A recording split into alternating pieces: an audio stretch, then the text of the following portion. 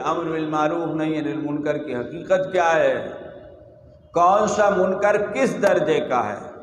ہر منکر پر نکیر ایک طریقے سے نہیں کی جاتی، چونکہ منکر کے بھی مراتب ہیں، کفر اور ہے، فسق اور ہے، فلاں اور ہے، فلاں اور ہے۔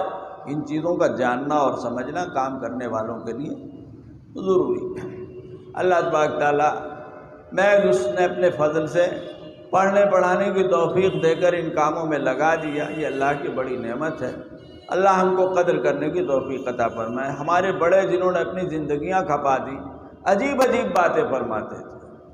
سنا ہے حضرت شیخ الادب حضرت مولانا اعجاز علی صاحب رحمۃ اللہ علیہ فرمایا کرتے تھے کہ جس آدمی کو پڑھنے کے بعد قائد بغدادی پڑھانے کا موقع مل گیا تو اس کو سمجھنا چاہیے کہ اس کا پڑھنا قبول ہو گیا۔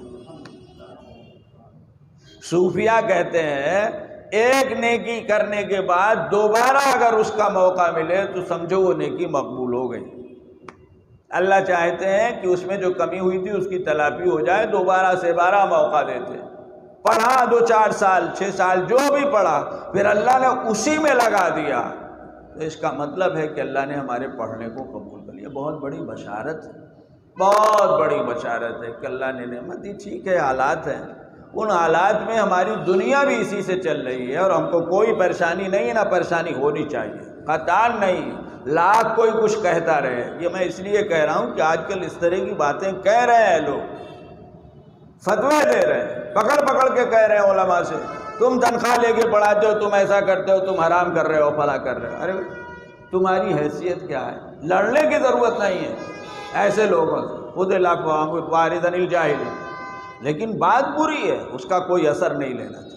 ہمارے اکابر کا اور کام کا پورا نظام ہمارے اداروں کا، دارالعلوم دیوبند، دارالعلوم جتنے ادارے سب یہی تو چل رہا ہے نا بھائی۔ شروع سے قوم سے پیسے لیے، ایک ایک پیسے کو لکھا، حساب لکھا، اور شروع سے یہ نظام بنایا۔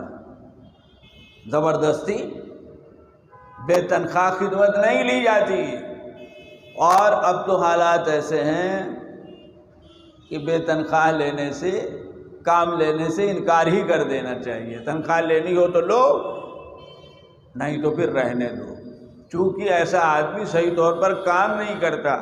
میں نے سنا ہے حضرت مولانا مفتی محمود حسن صاحب گنگوئی رحمۃ اللہ علیہ، جو میرے افتاء کے استاد تھے اور دورے میں بھی بخاری میں نے ان سے پڑھی نصف ثانی، وہ جب دارالعلوم آئے، قائد طیب صاحب رحمۃ اللہ علیہ ان کو بڑے اہتمام اور احترام سے لائے کانپور سے، تو اللہ نے کچھ وسعت دے دی تھی، حالات تھے، ایک زمانہ کانپور میں نہایت تنگی کا گزرا، جو بھی اسباب رہے ہوں، تو انہوں نے کہا کہ میں تنخواہ نہیں لوں گا۔ تو حضرت قاری صاحب نے فرمایا کہ دیکھیے دارالعلوم کا نظام یہ ہے کہ کوئی خدمت بغیر تنخواہ کے نہیں، اسے تنخواہ تو لینی پڑے گی، آپ کو ضرورت نہیں ہے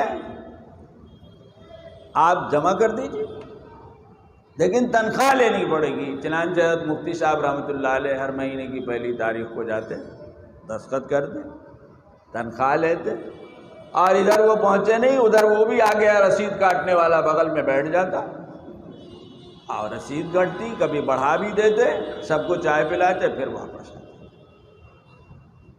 واپس آتے۔ یہ طریقہ ہے، لہذا اس طرح کرنا پڑے گا۔ حضرت عمر